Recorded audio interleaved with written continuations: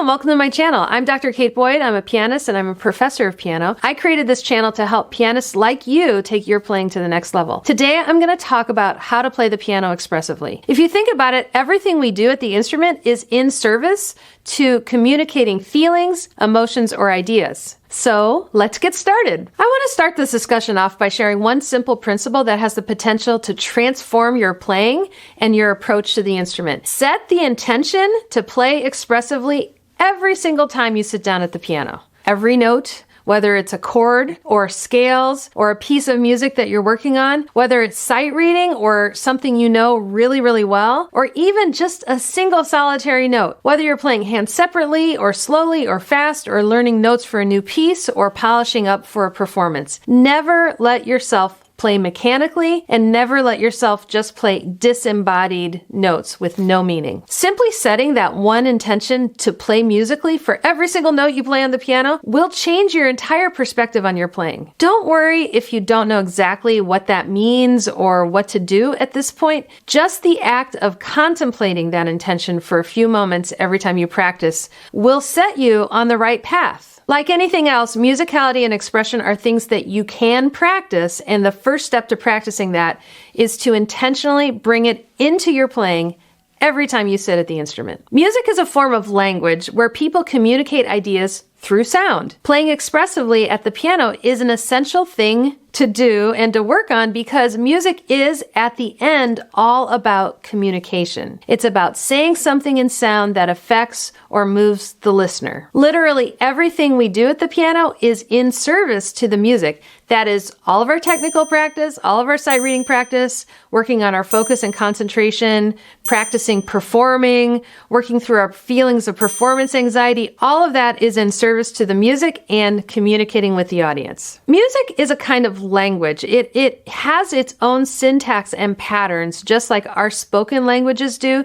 When we learn to speak something, when we perhaps memorize a poem or learn a line for a play, we don't learn it syllable by syllable. Instead, we learn it phrase by phrase. We learn it sentence by sentence. And just like that, in music, we want to learn the music thinking in terms of musical gestures, not just individual notes. A musical gesture is a group of notes that has its own inner logic. I think that the simplest way to start to play more musically is to think in terms of gestures and not individual notes from the moment you first start a piece. I'm going to show you an example of this using Beethoven Sonata, Opus 2, number 1. I'm going to start off by showing you the exposition of this piece so you can hear how it goes.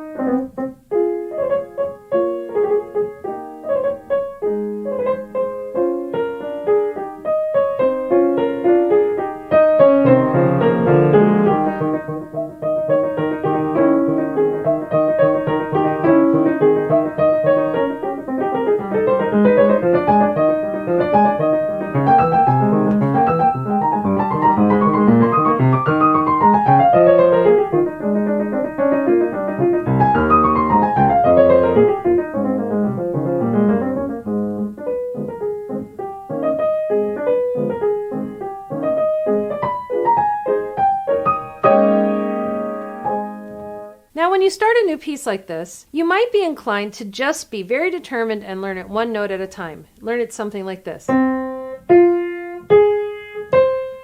Because slow practice, people say slow practice is helpful and productive, and I agree, slow practice is extremely helpful when you're first learning a new piece. However, if you can think of the piece in terms of the shapes that the notes are creating and not just each individual note, that will help you make sense of it from the very beginning of your time working on it. Have a look at this first gesture. Notice I played all of that together. That all belongs together. That has a certain kind of meaning. If I just went, that doesn't really have any meaning at all. What we want to do, we want to feel it go all the way up to the top and then come back a little bit, the way Beethoven wrote it. The next musical gesture is the next two bars. Starts a little bit higher and it goes a little higher, and it mirrors the first musical gesture that we just had. Then the next musical gesture just uses the end of the previous two musical gestures. It goes, and then we have that same shape, but higher. And the effect of playing something higher means it makes it more insistent in terms of character or mood. You can hear that. And this a little more, and then it leads to this chord, and so the gesture is not just the simple chord. It leads. You can find musical gestures by experimenting and determining at what point does it feel like a thought or an idea is complete. So, one musical gesture, next musical gesture, next musical gesture, and then the last musical gesture of the phrase. Then we have the opening musical gesture, but it's in the left hand. Then we have a chord. This is kind of underlying harmony.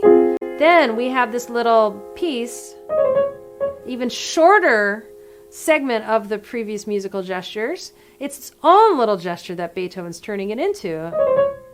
That's a musical gesture. That's harmony, and then musical gesture, and then musical gesture. So we have 4 of those. We have then that one. So if you can start seeing how the notes relate to each other, that'll help you so much in terms of playing expressively and also learning a piece expressively from the very beginning. Avoid learning it like this.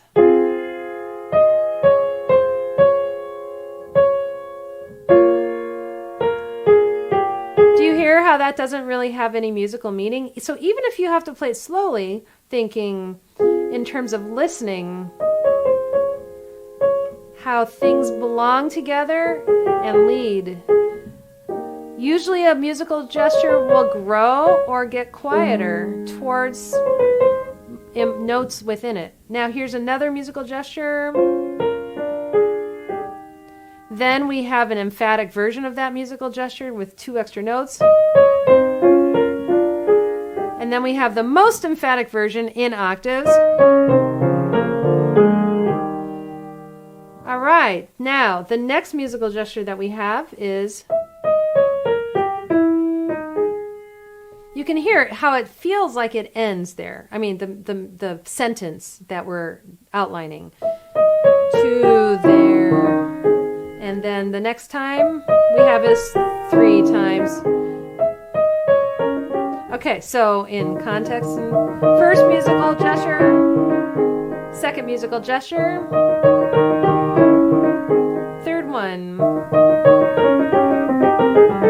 So each of these is a little musical gesture.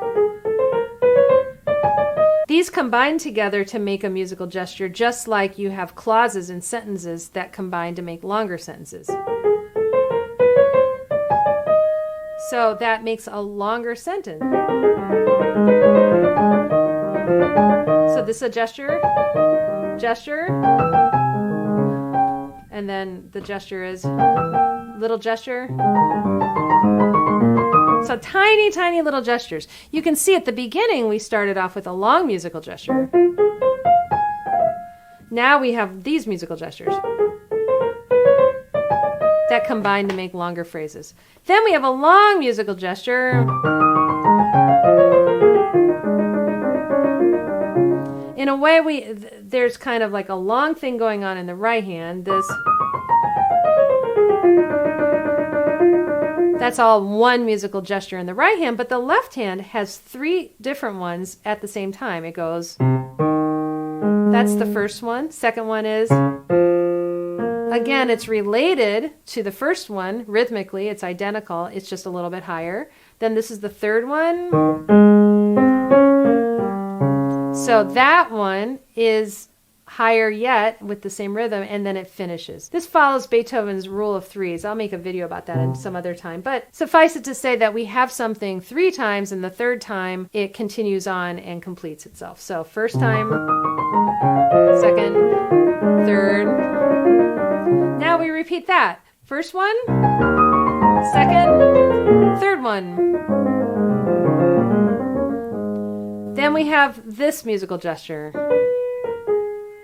That sounds like it's its own thing, and then it completes. So you could even think of these two musical gestures as being combined.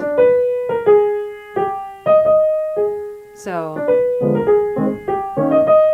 that's kind of one idea. Next time, that's a repetition of that. And then we have with an unexpected chord. So as you work on a new piece, look at the music and look at patterns. Look at rhythmic patterns that repeat themselves and look for melodic groupings that make sense in terms of a feeling of resolution or completion. For example, like the one I just did. That sounds like it ends. It's a cadence. So that kind of makes it like a period at the end of a sentence. If you want to learn more about how to play expressively at the piano, you can check out that video right up there, and that's where I talk about the idea of how the time signature and beat pattern can help you play more expressively and with more shaping. If you found this video helpful, please do share it with someone else, and remember to like the video and subscribe to my channel. This helps me reach more people. Thanks for watching. I'll see you in the next video, and happy practicing!